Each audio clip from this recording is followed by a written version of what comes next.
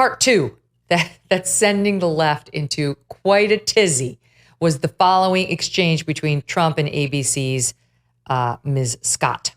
Some of your own supporters, including Republicans on Capitol Hill, have labeled Vice President Kamala Harris, who is the first Black and Asian American woman to serve as vice president and be on a major party ticket, as a DEI hire. Is that acceptable language to you? And will you tell those Republicans and those supporters to stop it? How do you define DEI? Go ahead. How do you define diversity, equity, inclusion? Okay, yeah, go ahead. Is that what your definition? Give me a definition then. Would you give me a definition DEI. of that? Give me a definition of Sir, that. I'm asking you a question, No, a very direct question. Define it for me, if you would. I just defined it, sir. Do you believe that Vice President Kamala Harris is only on the ticket because she is a Black woman? Well, I can say no. I think it's maybe a little bit different. So I've known her a long time indirectly, not directly very much, and she was always of Indian heritage, and she was only promoting Indian heritage. I didn't know she was Black until a number of years ago when she happened to turn Black, and now she wants to be known as Black. So I don't know, is she Indian or is she Black? She has always identified as a Black woman. She went to a historically Black college. I respect either one, but she obviously doesn't, because she was Indian all the way, and then all of a sudden she made a turn, and she became a Black person. Just to be clear, sir, do you believe that she is... I think somebody should look into that, too, when you continue in a very hostile, nasty tone. It's a direct question, sir. Do you believe that Vice President Kamala Harris is a DEI hire, as some Republicans really have don't said? know. I mean, I really don't know. Could be. There are some, and there are plenty. So, Charlie, what's your reaction to that? Because the media is having a meltdown. I'll tell you what. Well, no, first of all, of course she's a DEI hire, and we don't have to speculate. Joe Biden said he's only choosing her because it's a Black female. He made that as a campaign promise in the Democrat primary. So this is not hard. And so they're so angry that Joe Biden said, for example, Ketanji Brown Jackson, she's a DEI hire. Kamala Harris is a DEI hire. And people say, oh, you're not allowed to say that. Joe Biden said it. Now, let's just go second to that, is that Kamala Harris is not exactly brilliant, okay? She's not exactly somebody you would consider to be over the top in the intelligence department. However, that's besides the point. The point is that she was chosen primarily for this reason. And Joe Biden told you that. And so Joe Biden did not do a colorblind meritocracy of who is the best possible person. No, he said, I'm only going to pick from a small subset of Black females. And remember the finalists, Megyn? It was like Karen Bass, Kamala Harris, and it was like 3 or 4 people, and they were all Black women.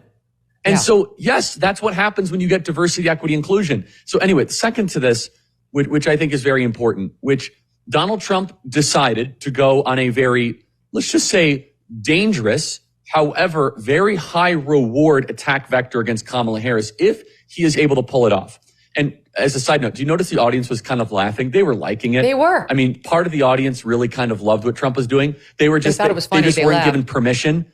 You know, oh no, stop laughing. Stop, because they know it's true, right? They know that Kamala Harris is not from traditional Black America. But what Donald Trump decided to do, again, it's going to be difficult to pull off, but I think he can do it, is that a narrative that people already have about Kamala Harris is that she is fake, is that she is inauthentic, is that she's artificial, is that she's synthetic. From her policy positions, from her entire career, she is not who she says she is. And I think it is a very effective attack vector. Now, it's dangerous because you're involving race, and what is something that is very difficult terrain to navigate. If anyone can do it, President Trump can, for no other reason than just through brute force. He has the ability to kind of just power through it. But yes, we've had Kamala Harris on the record before say that she's Indian, post Indian family heritage pictures, do, cooking shows with other female Indian actresses. All that is correct and that's true. But we saw this exhibited recently when she did her rally in Atlanta, Georgia, when she starts what is called code switching. The Democrats do it all the time, where AOC, when she speaks at Netroots Nation, Al Sharpton's thing, she starts talking in kind of Black parlance, like, and all of y'all out here, it's, what a second. And Kamala Harris goes down to Atlanta. She all of a sudden gets a Black Southern accent.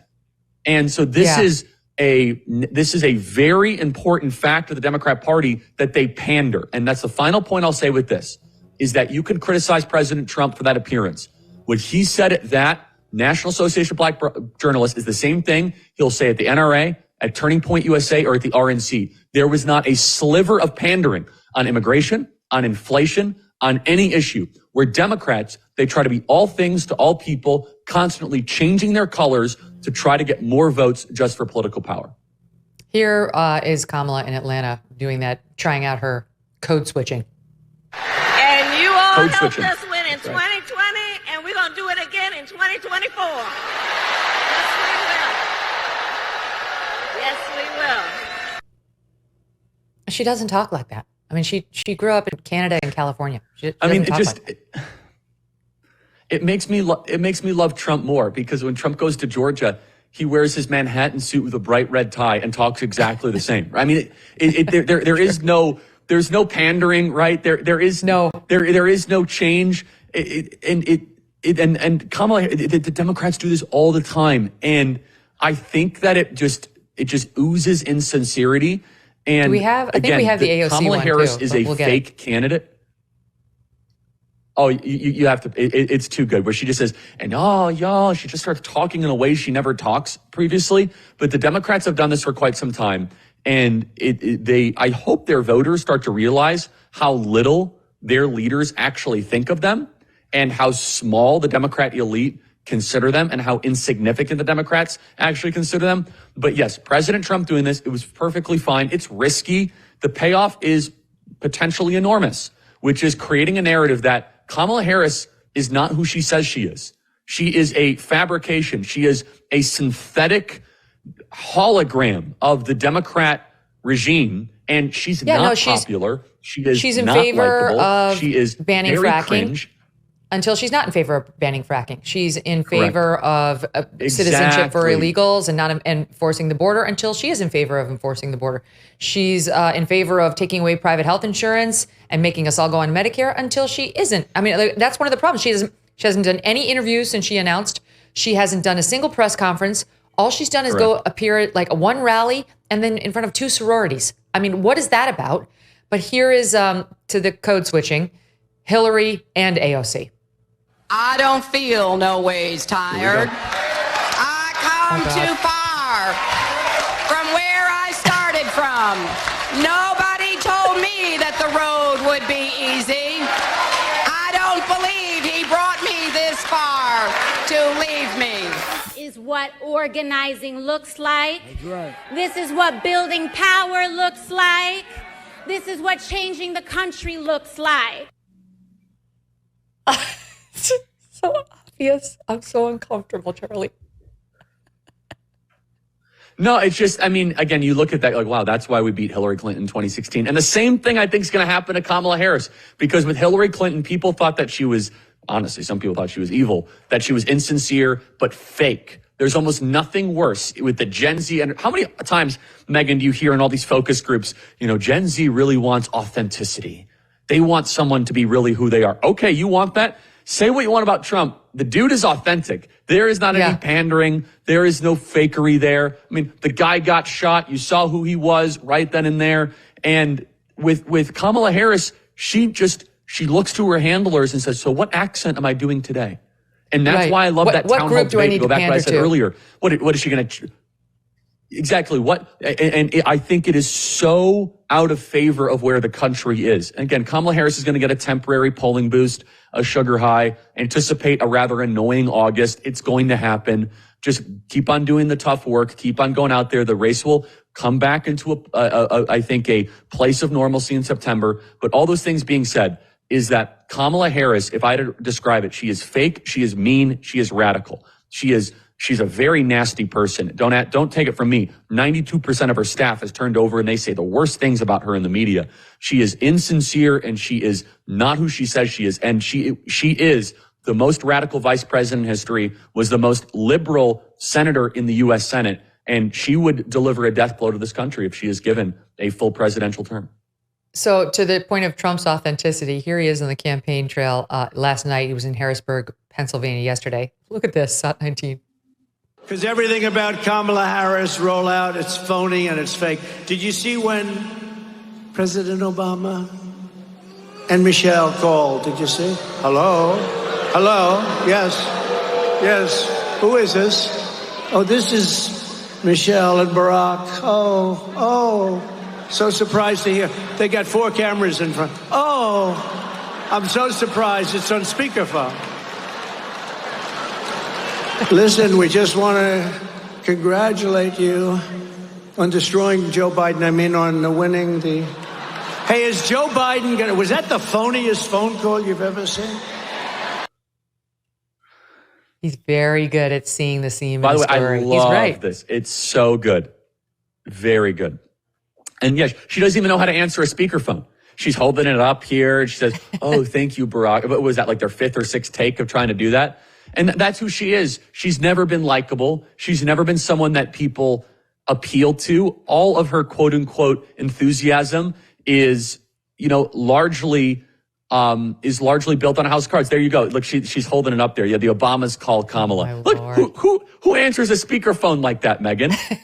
That's no one. That's really demented It stuff. is so phony and so fake. So back to the media meltdown. I want to show you a little bit of what we heard. I'm going to play a montage of the reaction, and then I'm going to play you what I heard on Morning Joe this morning. Watch this. We'll start with Sat10. Again, every time Rachel Scott asked a question, his response was to attack her first. We're hoping that maybe he would have a little bit more of a robust conversation. We saw that misogyny come through over and over and over again. I'm so sorry that they felt the need to basically be used so that he could appeal to his MAGA base, because that's exactly who he's appealing to.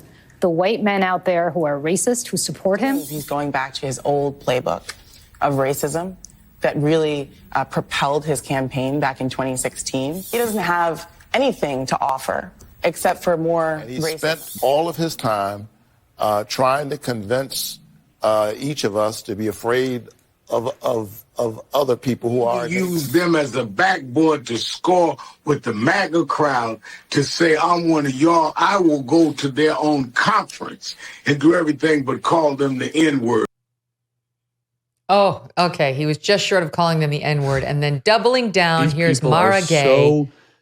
I know. Stand by on MSNBC this morning. She's a member of the New York Times editorial board. Listen to this. To Black Americans, this kind of attack feels actually quite familiar, because what it really was an attempt by the former president of the United States to, when talking about the vice president, but also to a room filled with Black journalists, Black people, to say, you're nothing. You're whatever I think you are. You are whatever I say you are. You don't get to self-define. You don't get to be American. I say what you are because I am a white man.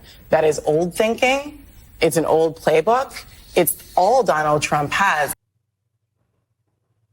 So Trump saying that she used to favor more her Indian heritage in interviews and outwardly facing is telling Black people that they're nothing. Grand Canyon University, a private Christian university in beautiful Phoenix, Arizona, believes that we are endowed by our Creator with certain unalienable rights to life, liberty, and the pursuit of happiness.